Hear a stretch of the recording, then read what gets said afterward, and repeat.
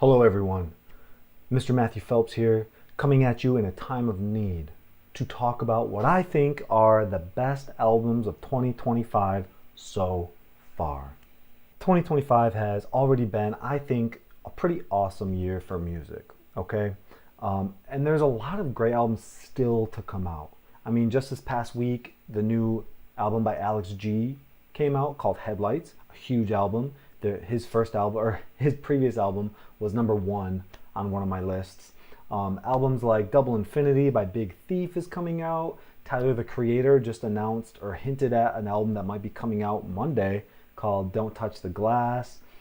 The new Clips album, long-awaited Clips album called Let God Sort 'Em Out, came out. That has been a huge talk of music blogs and websites. And then even Moisturizer by Wet Leg, their new album, came out a couple weeks ago. These albums are not on my list here.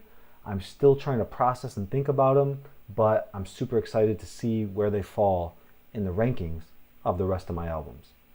Let's get started. I'm going to start this video with 4 of my favorite albums. These are currently like in the running for #1, all right? The first album is Viagra Boys by the punk rock band Viagra Boys.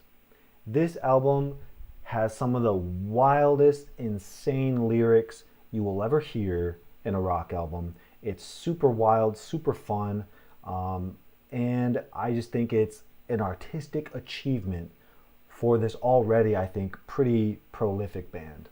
Speaking of artistic achievements, probably my #1 favorite album so far is Heavy Metal by Cameron Winter. I think this is a straight up 10 out of 10 album. It is beautiful, it is messy, it is imperfect yet perfect. The songs, the songwriting is just amazing, beautiful. While Cameron Winter's voice, I think, is an acquired taste, I think taken as like a whole, I think he's the next big songwriter. If not, he already is. I don't know. But I think this is a huge album. I think this is my #1 so far. Now, another 10 out of 10 album is Eusexua by FKA Twigs. I'm a big FKA Twigs fan. I love all her previous albums. And it's actually interesting going back and listening to her previous albums. They're much more like indie rock, indie hip hop, a little more subdued, a little more meandery. This album though, Eusexua, is straight up techno pop, hip hop classic, okay? Every single song I think offers something exciting and interesting. I think, again, kind of like the theme of these top 4 is that she has just become an amazing artist, and this is, in my opinion, her best album. Lastly, a latecomer to this sort of top 4, 10 out of 10 crew is Dia by Ela Minus. Shout out to Chauncey and Hicks. They introduced me to this album after seeing her live during Movement in Detroit. I saw this album previously on a number of lists, best albums of the year so far lists, and I really think it's like the best techno album of the year. Ela Minus is just super talented. Okay, not only does she sing, she creates and does all the beats and samples, but I think my favorite part about her album is that she knows when to take and elevate a song to the next level. And she does that probably on every single song on this album. She takes it where it was maybe like a good song and just makes it, boom, amazing. For the rest of this video, I want to, rather than like rank all these albums, I just want to give maybe some fun awards or titles to some of my favorite albums. So we're going to start first with the coolest album of 2025, and that's Nothing by Dark Side.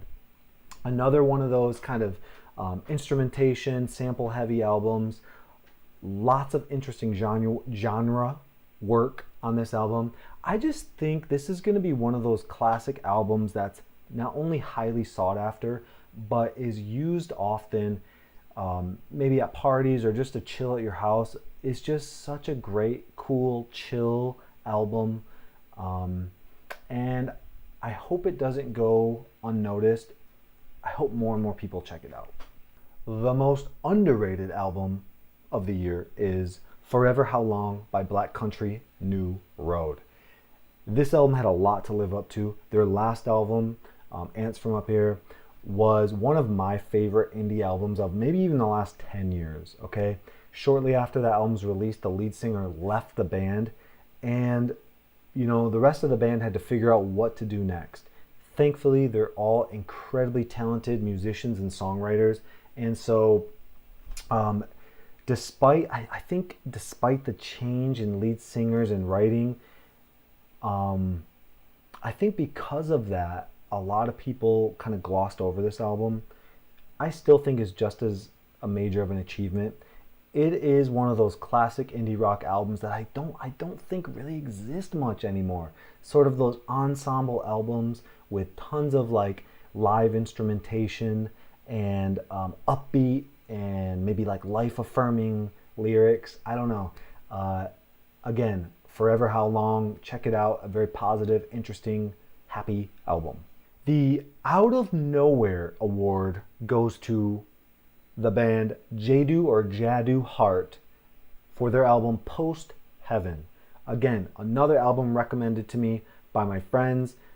They opened for Fontaines DC recently, and so I think they've been kind of gaining more traction in sort of the music world. This album is very much like an early 2000s, late 90s kind of like electronic, grungy, maybe like beat heavy album that I think also follows in the footsteps of like early 2000s Radiohead. It's a really great kind of rock electronic album. Every song I think is interesting. It sort of like encapsulates a lot of like dream pop also. So it's kind of more fantastical and dreamy. And then lastly, I would just say the album is cool because there's interludes between each song. And the interludes themselves could be their own songs. Like they're that good. So completely out of nowhere, I recommend it to everyone. The best rap or hip hop album, in my opinion, is Lotus by Little Sims. Okay, now if you need to take a break from the new Clips album, okay, it's getting a lot of hype, a lot of attention. Again, I think everyone should go check this out. Little Sims is, in my opinion, one of the best modern new rappers of the past, 10 years or so. Her last two albums, I think, are Cold Stone classics. Okay, Cold Stone, is that a thing? And I just think her new album is just as good as her other albums. It's darker, maybe even. Got a lot. What I really like too, it's got a lot of live instrumentation. And the samples that are there are from like maybe more classic songs, and so it's got a nice kind of old school feel to it while also feeling very new and fresh. Okay, next up is the wildest rock album. Now, does death metal count? My favorite rock album of the year so far is Lonely People with Power by Death Heaven. Death Heaven, I think, has become one of those like crossover bands for metal where it kind of crossed over into the mainstream or crossed over into the indie rock realm. And their first album, Sunbather, is kind of what did it for them. It's an amazing album. They've really created some of the best albums or best rock albums since then. Every single album of theirs have been strong. The last album, the lead singer kind of tried to do more singing rather than like, screeching or shouting. And I think because of that, some people saw them as maybe like, being a little too different than what they're used to. But they're definitely back to the screeching and the power and energy on this album. I just think more albums need to be like this. It's epic. It's just a big sounding album. I think it's also very creative. A lot of the songs kind of flow into the next. There's part ones and part twos of songs. There's a lot going on. There's a lot to look into. It is the best rock album so far. The best techno electronic album. Okay, I'm a huge techno electronic fan, and I have to defend myself whenever I drop this person's name. I'm very sorry, but the best album, techno album so far is Fuck You Skrillex. You think you're Andy Warhol, but you're not. by Skrillex. Okay, now listen. I just want to say this, okay? The last Skrillex album was amazing. Quest for Fire. Go check it out. It's, I think, one of the best techno albums I've heard in recent times, okay? His new album I was excited for, and before you start throwing stones at me, Pitchfork did give it an 8.0, which I think is kind of wild. But this new album, I respect Skrillex for what he's doing with this new album. It essentially is, a 40-minute DJ set. Every single song is probably about 1, maybe 2 minutes long. Each of them flows into the next song. And what's wild is there's an announcer that almost like narrates and explains the album, which is kind of a first for albums in this year. Anyways, I would say not only is it the best techno album, it's the most hype album of the year.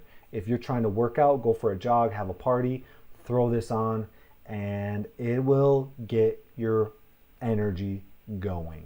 Okay? Okay. The weirdest and most haunting album of the year so far is Tall Tales by Mark Pritchard and Tom York. Okay? Now, Tom York, despite not making a Radiohead album for a while, he has still been an insanely prolific artist, okay? Making some of my favorite albums in each of their respective years. His solo album, Anima, I think was amazing. And then his 2 albums for The Smile was truly special. And this album, too, is super interesting, too. I just want to describe the genre and then leave you to check it out. I would call this genre like end-of-the-world dystopian carnival music, okay? It sounds weird, but I think it works, okay? Check it out. Super haunting, super dark, but pretty awesome. My final award is the album of the summer. This album might even go down in my top 5 of the year. I love it that much. It's a pop, electronic, dreamy masterpiece called Choke Enough by OK Lou. This album is just super addicting to listen to. It's an electronic album, but it really doesn't have a lot of big sounds. It's more subdued, soft almost, but still has some like pretty upbeat songs. Now, this album was nowhere on my radar ever, not even close to my radar, until I saw it on another Best Albums of the Year So Far list. Stereo Gum, out of 50 albums, they named it number 1 of the year so far. I was like, what? I have to check this out. And ever since kind of playing it for the first time, it has been sort of like my warm, comfy music that I just love, relaxing to, or even going on a road trip. It's wonderful to play. I think it fits perfectly with a night drive in the summer with the windows open, okay? It's just a warm, comfy techno, electronic pop album. The sounds, the hooks are great. The music is just really enjoyable and addicting. And it was like an early Grimes before she went crazy, okay? So anyways, Choke Enough by OK Lou, such a good album, my album of the summer.